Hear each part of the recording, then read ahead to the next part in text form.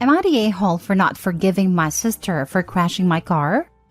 Original post. My stepsister, female 21, crashed my female 18 new car after I told her she couldn't use it again.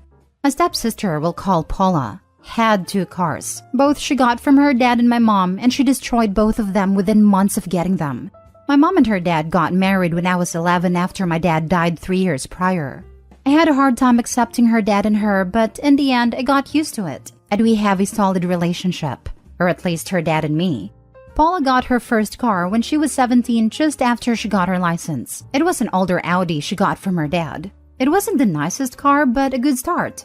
She didn't like the car, but it was better than nothing, so she used it. But after 4 months, she crashed it into my mom's car as she was coming back from a party. The second car she got last year for Christmas. My mom and her dad bought it for her. But guess what? She drove it into the river on New Year's because she forgot to put the handbrake on. My mom and her dad were furious, but she didn't care. She said she would just buy a new car and they should chill out. She moved out afterwards to her own apartment. So I just bought myself my dream car, a Mini Cooper 2014. I did years of saving for it. My stepsister visited 2 weeks ago over the weekend while I was at my grandparents' house, so she thought she could use my car while I was gone and drove shopping with it. When I got home, I saw a huge scratch at the back. I asked my mom how it got there, and she was clueless. She didn't know Paula took the car while they were sleeping. Paula, looking all innocent, said she took the car on a little shopping tour because I wasn't using it. I was so angry at her and said if she ever uses my car again without my permission, I would kick her butt to the moon and back. She said she was sorry and that some idiot scratched it, not her. When I was coming home today, I saw my car crashed into the wall in front of our house, and Paula, my mom, and her dad standing beside it. I was furious. I asked what happened and why my car was in the wall. Paula said she accidentally crashed it because she wanted to drive it to the nail salon and she confused the front and reverse gears. I exploded. I screamed at her that I want her to pay for the car and that she was a horrible person because she didn't even look guilty for destroying it, and she should never drive a car again in her life because all she does is cause accidents. I stormed away and locked myself in my room. Her dad said I should forgive her and that it was an accident and that we were sisters. I was shocked and so disappointed in my mom because she said nothing against it. I said that she wasn't my sister and I would never forgive her, and that I would move to my grandparents, and that she should better pay for my car or I would sue her. He said that I was a brat talking to them like that and that not forgiving her would make me a bad human being. So am I the a-hole for not forgiving her? Now for the top comments. Not the a-hole. This is lunacy. Is she wasted 24/7 or something? Does she even have a license or insurance? She got her license after her 3rd try and almost got it withdrawn for speeding, but my uncle works at a police station, so she always gets out of trouble. Not the a-hole. She stole your car, drove it, then wrecked it. She did not have your permission to use it, therefore it was stolen. Personally, I'd report her to the police and press charges. If that doesn't get her attention, then I am afraid nothing will. The facts are clear. No permission to use it plus person uses it anyway equals theft of car. Yep, this. Plus, OP's insurance rates will go up if it's an accident OP allowed. Call the police and report it as an unauthorized use of the car. Call insurance and make sure they know that the driver was explicitly prohibited from using the car. Take the payout from insurance and buy a new car. Stepsister can then deal with the insurance companies collecting from her or her insurance. If that means her rates go through the roof or she has legal problems, too freaking bad. Not the a-hole. Not the a-hole. If you're 18, the car is in your name and you paid for it, report it stolen. She needs to see consequences for carelessness. Have her charged with theft and tell her you won't drop charges unless she pays up immediately and both your parents apologize to you. Then, move to your grandparents as you can't trust any of them. Now for the first update. Today morning, I got a call from my stepdad saying Paula came crying and drunk driving in a car to them and begged him to try to change my mind to the police because she doesn't want to get into trouble. He said if I go to the police, my uncle won't do anything for me and that I'm no longer welcome at home. I just got back from the police station and filed a report of theft and damage to property against Paula, but turned out Paula and her dad called the police and said that I would frame her and that I crashed the car into the wall myself. So I'm on the way to a lawyer to help me with all of that. I also called my insurance company, and they said that would work on getting me the money I deserve. I'm now living at my grandparents' house and will distance myself from the rest for a while. Some of you had some questions about stuff, so I don't know why my mom didn't say anything against Paula and her dad. She's normally very vocal on her bad driving skills. Paula got both cars bought for her because she doesn't have the money to buy one herself, but I had to, so they only bought her the cars. When she crashed into my mom's car, she only damaged the right side of the car, so my mom wasn't that angry at her. And Paula always got out of trouble because my uncle always got her out of it. She got her license after the third time trying and only after my mom helped her out. She also got into an accident when she drove my mom's car and went to hospital for a broken leg, but nothing really happened to the car. I will update when something happens, and thank you for all the support in the comments. It helped a lot. With family like that, who needs enemies? Selfish to the core. Only contact them via text or email so you can get proof of communication for your lawyer. I would also report her reckless driving to your local driving. Advise them of the cars she has damaged and totaled, and the fact she has done the same to your vehicle by taking it without permission. Let them know, because of her reckless driving, that you are concerned that she will end up killing someone. I'm glad you are with her grandparents now. I think your mom is being pretty spineless for not standing up for you. I wish you well. Please let us know how you get on. I am so sorry you're going through this. Your parents and stepsister are absolutely horrible humans, and your stepfather had the audacity to say you were a horrible human. I also hope they get in trouble for filing accusations against you with the police that are false. Hang in there, and try to keep your head up. Second update. Just found out that my stepsister tried to fight my mom after she contacted me and wanted me to come back home. She's in the hospital right now because Paula broke her nose. I'm now on my way to her and hope she's alright and sees what kind of a person she really is. Paula also got arrested for stealing the car from a neighbor, and my stepdad is not talking to my mom or me right now, and my mom is thinking about getting a divorce. I don't really know what to say. I'm just overwhelmed with the situation right now, so yeah. She stole the neighbor's car? While being investigated for stealing a different car, and stepdad is mad at them? What the actual hell is wrong with this girl? Let's think about it. She got away with crashing 2 cars. Nobody other than Opie cares she's driving drunk.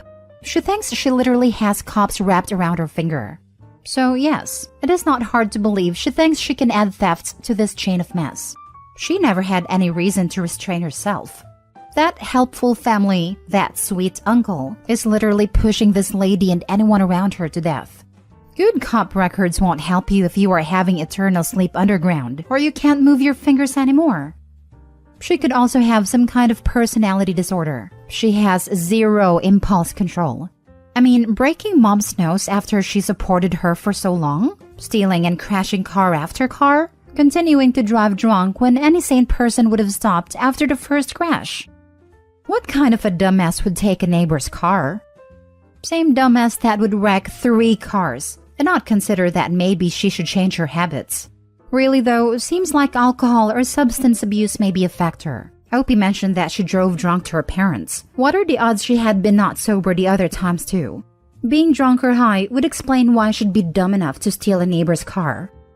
I had a friend in high school who needed to take her driver's test, something like 12 times. They let you retake only the parts of the test you failed previously. So she incrementally passed it, a few skills at a time. I rode with her exactly once, and afterward silently swore I would never get in a car she was behind the wheel of again. It's kind of amazing that people can be that terrible at driving and not realize they need to stop doing it. Next story. Am I the a-hole for telling my kid if he can't share his food, it might be time for him to move out? On Valentine's Day, I got 2 large pizzas for my family to eat, and then I went to work. When I got home from my night shift, I went into the fridge and saw that there was still half a pizza left. I warmed up 3 slices for my supper and watched some TV with my cat while I ate. My son got up before I went to bed and looked in the fridge, and he got upset that I ate the food he was planning on taking for his lunch. There was lots of other food in the fridge, but he said he told his mom that he was taking the pizza for lunch and that I was greedy for eating it. I asked him if he would be greedy for taking the pizza for lunch, and he got pissy and left. My wife woke up when she heard us arguing, and she said that he had asked her and she said yes. I said, great, where's my dinner then? She said she didn't make me anything since there were leftovers. I asked her what leftovers, and a light bulb went off in her head. She said she was sorry for not making me dinner. I told her it wasn't her fault. There were leftovers. Then my son came back into the room and started arguing again that he had already claimed the leftovers for himself. This is where I might be the a-hole. I asked him how much he paid for the food. $0. How much he paid in rent. $0.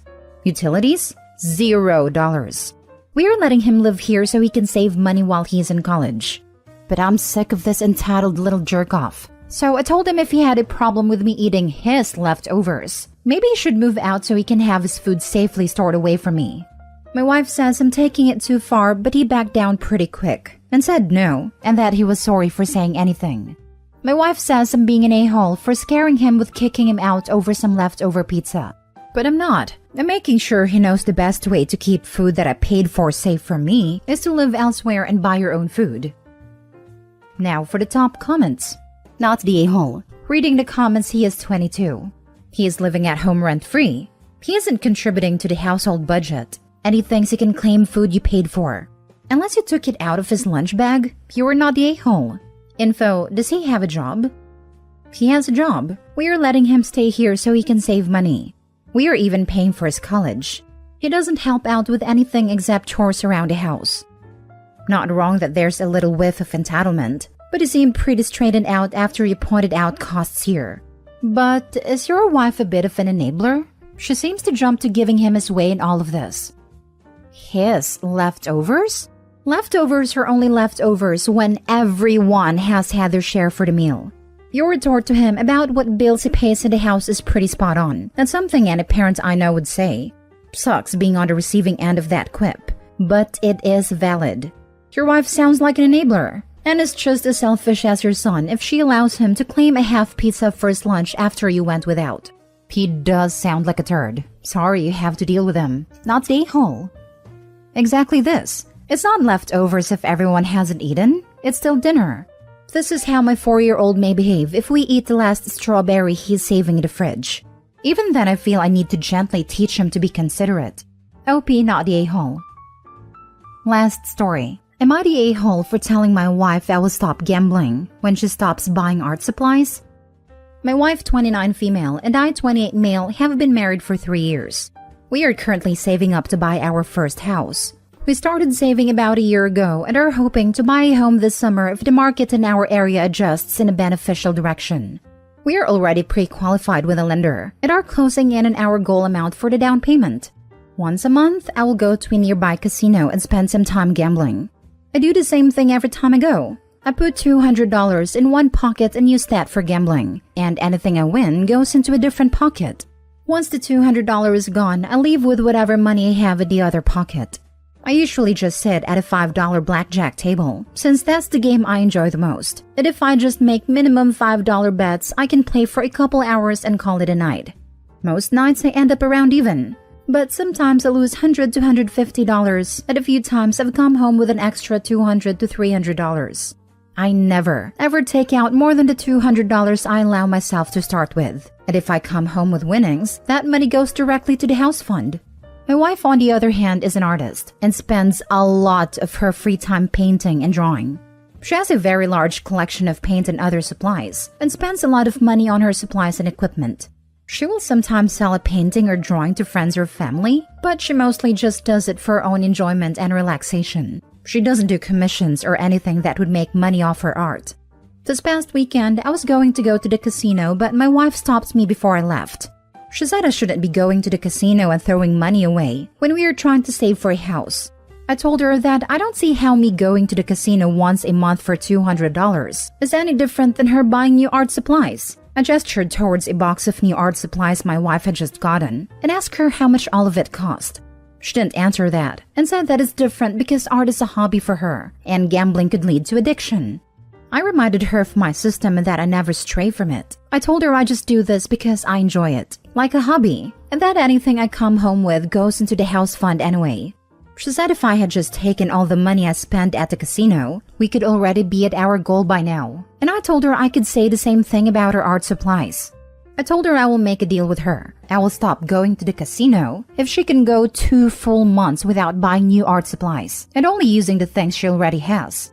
She told me that's not a fair deal because she's always discovering new things she needs as she progresses through projects.